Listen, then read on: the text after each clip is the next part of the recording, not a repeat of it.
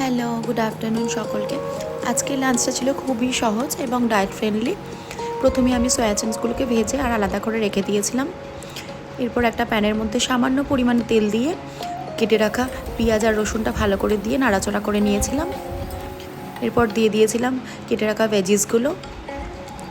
ভেজিসগুলো দেওয়ার পর ভালো করে কিছুক্ষণ নাড়াচাড়া করে নিলাম।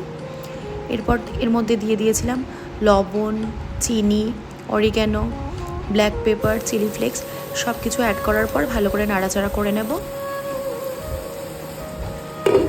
যেহেতু আমি খুব সামান্য পরিমাণ তেল দিয়েছিলাম, তাই যাতে সবজিগুলো ভালো করে বয়েল হয়ে যায় সেজন্য আমি কিছুক্ষণ 2 মিনিট স্টিমে রেখে দিয়েছিলাম। এরপর অ্যাড করব ভেজে রাখা সয়া চাংসগুলো দিয়ে ভালো করে নাড়াচাড়া করে নেব। সব শেষে দিয়ে দেবো রান্না করা রাইসটা।